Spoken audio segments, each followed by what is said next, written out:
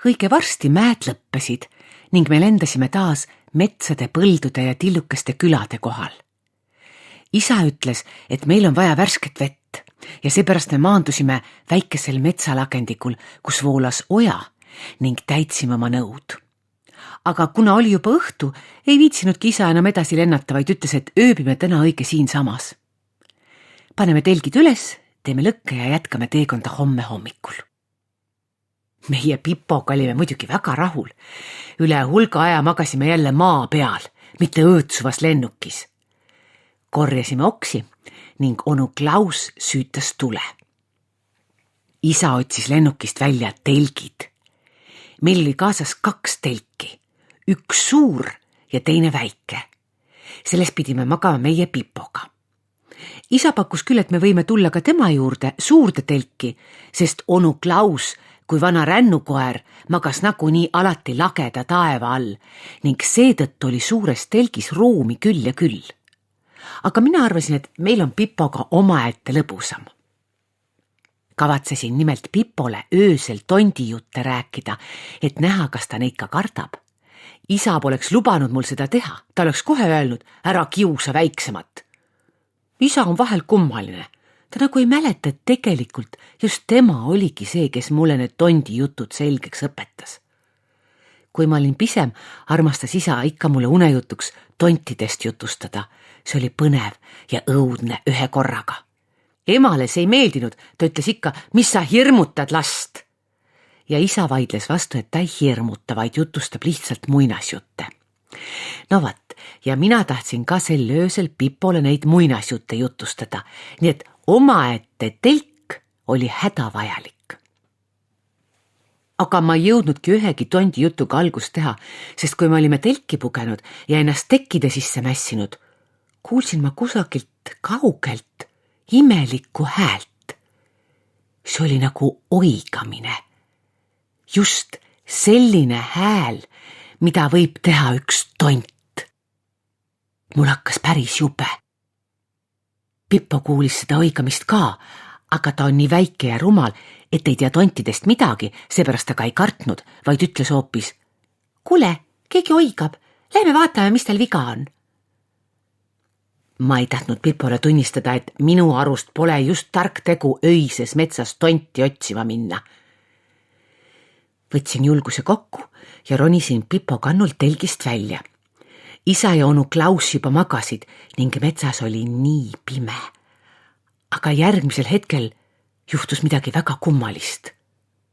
Õhku läbistas midagi väga-väga heledat ning kohe seejärel nägin ma, kuidas meist mõnikümmend meetrit eemal põleb imeliku valge leegiga mingi ümmargune asi, valgustades enda ümber tervet metsa. Jooksime lähemale ja mis selgus? See oli täht. Päris ehtne taevast alla kukkunud täheke. Nii umbes jalgpalli suurune. Täht helendas nii, et valus vaadata, aga tuline ta ei olnud, vaid hoopis külm. Me imetlesime parajasti seda taevast alla sadanud imeasja, kui maa alt tuli välja mingi mardikas ja hakkas hädaldades ümber tähe saalima. Kas see on teie oma? Küsis ta siis meie käest vihaselt. Koristage kohe ära. Mu lapsed ei saa sellise põrgu valguse käes magada. Selgus, et täht oli taevast alla kukkudes löönud uppi mardikapere maa-aluse elamu lae ning kiirgas nüüd mardikalaste magamistuppa sellist valgust, et pisikesed sitikad võinuks selle paistel päevitada.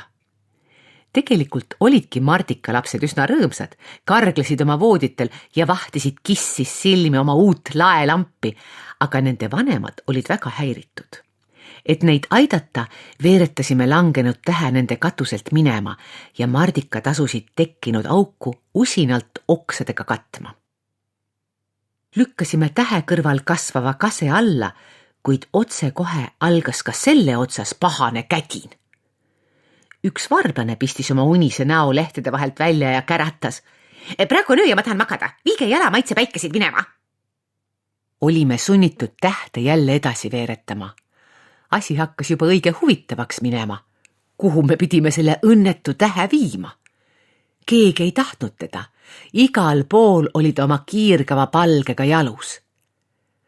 Kõndisime mööda metsa ja igalt poolt, kust me läbi läksime, kostis pahast urinat ja unised loomad kiskusid oma akendele kardinaid ette või pugesid peadpidi teki alla. Me ei saanud tähte kuhugi maha jätta. Kõik metsaelanikud hüüdsid meile nagu ühest suust, et viige aga oma asjandus siit kähku minema, ehkki tegelikult polnud täht üldse meie oma. Me olime ta lihtsalt leidnud. Lõpuks tundus meile Pipoga, et oleme avastanud ühe päris varjulise põõsaaluse ning lükkasime tähe sinna, aga otse kohe algas kõrvu lukustav vilistamine ja trampimine. Ning me nägime tähe valgel, et oleme sattunud sitikate kinno, kus parajasti vaadati mingit naljafilmi. Kuid taevatäht tegi saali nii valgeks, et kinolinal toimuvast polnud enam tuhkagi näha. Sitikad loopisid raevunult meie poole paberkottidesse pakitud praetud pohli ja nõudsid huilates, et me kaoks. Vabandasime ja läksime edasi. Tegelikult olime ka meie juba üsna unised ja tüdinud sellest tähega jahmerdamisest. Küll oleks olnud hea temast lahti saada.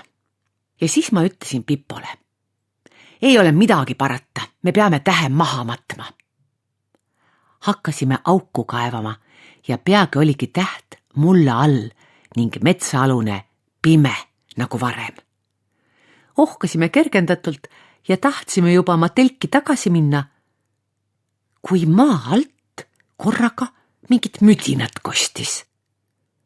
Järgmisel hetkel lendas mulda 2 lehte ning täht paiskus suure hooga uuesti metsa alla, kusjuures august jõllitasid meid 3 väga vihast mutti, urisesid midagi üleannetute laste kohta ning kadusid taas oma käikudesse. Nüüd oli meie mõistus otsas ja me lihtsalt istusime tähe kõrvale maha. Samal ajal kui puude otsast ning põõsaste alt meiega lakkamatult täntati ning kästi täht mujale viia. Aga kuhu meil teda viia oli? Ma olin päris nõutu ja õnnetu. Aga siis kuulsin ma uuesti seda imelikku oigamist, mis meid tegelikult telgist välja oli ajanud ning süda hüppas ehmatusest. See veel puudus, et mingi tont meid tülitama tuleks. Pipo ei osanud muidugi midagi karta. Ta kuulatas peaviltu ja ütles, see hääl tuleb selle puu seest seal. Lähme vaatame. Ta lippas muretult puu juurde ning puges juurte alusesse käiku. Järgnesin talle aga hoopis murelikumalt ning veidi vastumeelselt, sest nagu ma isa juttudest hästi mäletasin, tonte ei või iial teada. Aga polnud seal mingit tonti, hoopis üks pisike rebane.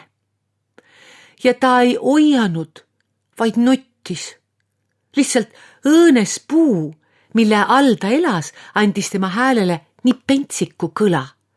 Ja nuttis ta sellepärast, et kartis pimedas magada.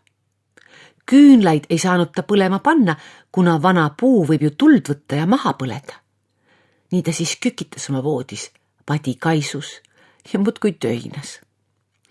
Jooksin kohe langenud tähe järele ning veeretasin selle väikese rebase kambrisse. Tuba läks seda maid täiesti valgeks. Rebane lõpetas nutmise, ohkas õnnelikult ja uinus, nagu oleks puuga pähe saanud ning mitte keegi ei oianud enam. Ka meie Pipoga tundsime end unistena ja kiirustasime tagasi oma telki, et seal silm viimaks ometi looja lasta. Otsustasin ka, et ei räägi siiski Pipole neid tondi jutte. Milleks väikest lindu ikka hirmutada? Las ta olla pealegi selline hull julge, kes ei karda isegi oigava puu juurte alla ronida, ehkki seal võib sind oodata, kes teab missugune kollielukas.